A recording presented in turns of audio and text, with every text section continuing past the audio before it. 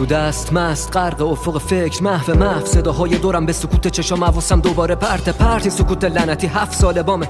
شک دارم منو نکنه این یه خوابه. میفرستم لعنت به زمان، لعنت به تقویم، شمسی قمری، زندگیستم اینی بسری پانتومیمه. مسئله واضحه آزادی هیچ میبازی لوا کنی. 8 میل مسافر دورم مهاجر مادرزادی دونه دونه دور میشم مقابل چشم پرواز من تو لاین مخالف کف شهر سر جام میزنم قدم، گاهی وقتا میزنم بیرون از زندون تنم. میبینم میزنن تو لجن دست و پاپیر و جوون با نگاهشون به میفهمونن که سفیر غمن. دم از آزادی میزنن روحایی که اسیر تنن. میخورم آوارگی تو این باتاق ناامیدی، پس میدم اسارتون که زد به حالم که صافت قارت بیرون زد از زیر نقابم. منم تسلیمم ندارم دفاعم، دود میکنم یه تیکه وجودم و یادم بره کجام، یادم بره خجالت از خودم، خونواده از جوونی رفته به بادم.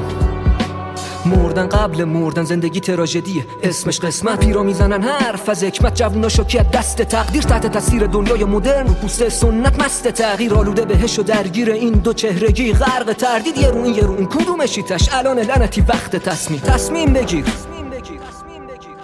میبینم اینو حالا علا شکاف نسل، ترس دارم از دموده شدن و نقض ارز شنجا رخل و نقاب و نقش و دیالوگا و کرکتر. من متنفرم از قهرمان، بس سکاتم یه سکانس کافیه تموم فصل ما. میبینم اینو حالا علا شکاف نسل، ترس دارم از دموده شدن و نقض ارز شنجا رخل و نقاب و نقش و دیالوگا و کرکتر. من متنفرم از قهرمان، بس سکاتم یه سکانس کافیه تموم فصل ما. چند سالی خواب نداره باز پلک آگاهی، در و دیوار اتاق پرن نقش و طرح قابایی، همه شکل آزادی. غافل از این که بیرون دره ندارم امیدی به عقب و جلو، بغلیم دقلینم تو مست جو و جنبش. ریختین آب تو آسیاب دشمن، خودی راهها باز خورد به بنبست. زنتون تا کی خودشو بزنه گول پی یه خبر خوبی، تو دوختی چشم به نظر این نظر اون، ثمره گوشم متل نظرت نظر تو کو. اخبار درد میشن قبل که بدم مهلت فکر واسه تو. من رژیما گوش نخوردن سر بقا باور و وجود و شور و ارادتو با چی درست شن؟ این همه غلط دغدغه مدل لباسه یا جیباش که لختن، نجابت و حیا مفتن،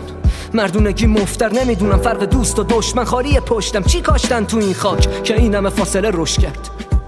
نه این نی زندگی، این نی آزادی، این نبود میهن، این نی آبادی.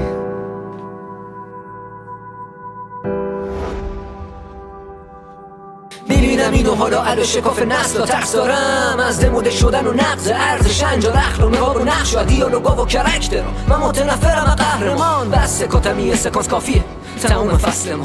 میبینم اینو حالا علا شکاف نسل، ترس دارم از دموده شدن و نقض ارز شنجا رخل و نقاب و نقش و دیالوگا و کرکتر. من متنفرم از قهرمان، بس سکاتم یه سکانس کافیه تموم فصل ما. یه سری چیزا عوض نمیشه هرگز، مثل این خستگی من خودم از خورشید واقعیت. همه میگن مریضی تو، مریضیم همینه واقعیم. رویا و آرزو با یووی 10,000 نتونسته کم کنه کمی از حجم شهاب. شدیده و زیاد تو سینه کینه از امید، خسته غریزه و نیاز از آدمی که خودی بود حالا غریبه و نی آشنا. تو چی هنو بعد گریه به فکر تغییری بیار سر تو بالا؟ میبینی چند متری از عمق فاجعه سهیمی. بعد سیاهی یا وقت صبح، ولی نواسه تو که ندیدی یه بار ته سیاهی و امیدای واهی دادن. ای بهت نویدی انور نسخ ود وعیدی هنو، با کدوم ارزشمندی خریدیم؟ نه اینا نی فریبی بیش نخو بکنی بی خودی طبیعیش. بالایی زدی چی؟